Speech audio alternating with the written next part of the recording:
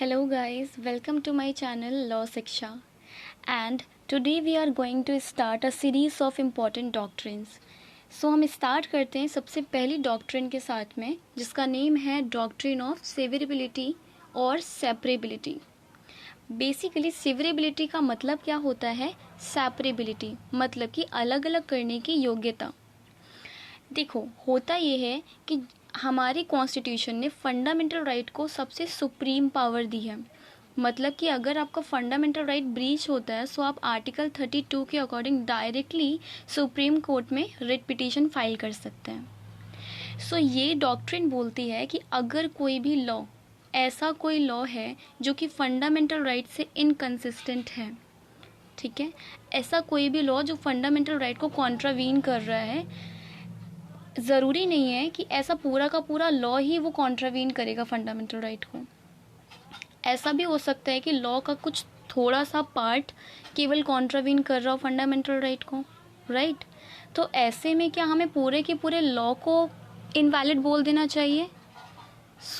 इसका answer depend करता है इस चीज़ पे कि वो पर्टिकुलर पार्ट जो इनकंसिस्टेंट है फंडामेंटल राइट के, वो इनकंसिस्टेंट पार्ट अगर सेपरेट किया जा सकता है पूरे के पूरे लॉ से, तो आप केवल उस पर्टिकुलर पार्ट को अलग कर दो। जो इनकंसिस्टेंट पार्ट है वो आपका इनवैलिड हो जाएगा और बाकी बचा हुआ पार्ट वैलिड हो जाएगा।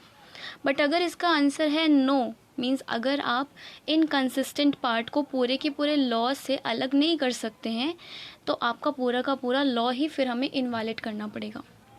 इसको समझते हैं कि एग्जाम्पल की हेल्प से। देखो, अगर हम कोई भी सब्ज़ी काट रहे होते हैं, ठीक है, सब्ज़ी ले रखा है हमने और उसमें से उसके एक छोटे से पार्ट में खराबी है, तो आप क्या करते हो? पूरे के पूरे सब्ज़ी को फेंक देते हो? नहीं, हम क्या करते हैं, उस पर्टिकुलर जो ख़राब वाला पार्ट है उसको काटने की कोशिश करते हैं। अगर वो ख़राब वाला जो पार्ट है वो अलग हो जाता है तो बाकी सब्ज़ी को तो यूज़ करते हैं ना। और अगर वो नहीं हट पा रहा होता है जो ख़राब पार्ट है, तो फिर हम पूरी की पूरी सब्ज़ी को ही अलग कर देते हैं, हटा देते हैं। सिमिलरली, जब एक लॉ के अंदर एक छोटा सा पार्ट केवल इनकंसिस्टेंट है और वो सेपरेबल है, तो फिर पूरे के पूरे लॉ को क्यों इनवैलिड बोलना? केवल उस पर्टिकुलर पार्ट को अलग कर देते हैं और उसको इनवैलिड बोल देते हैं, बाकी बचा हुआ पार्ट आपका वैलिड रहेगा। लेकिन अगर जो इनकंसिस्टेंट पार्ट है वो आपका सेपरेट नहीं हो सकता है, पूरे के पूरे लॉ पर ही, लॉ जो है वो उसी पर्टिकुलर प्रोविज़न पे ही बेस्ड है, तो ऐसे केस में हमें पूरे के पूरे लॉ को ही इनवैलिड बोलना पड़ेगा। क्लियर? ये थी आपकी डॉक्ट्रिन ऑफ सेवरेबिलिटी और सेपरेबिलिटी। इस पूरे के पूरे डॉक्ट्रिन में सबसे इम्पॉर्टेंट चीज़ जो ध्यान रखने वाली है कि ये किसी भी लॉ को इनवैलिड बनाता है वॉइड एब इनिशियो। वॉइड करता है एब इनिशियो मीन्स बिगिनिंग से, फ्रॉम द वेरी बिगिनिंग से इनवैलिड बोलता है। Clear? Thank you so much. I hope आपको समझ में आया होगा।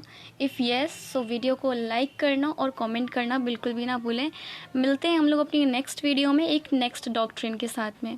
Thank you.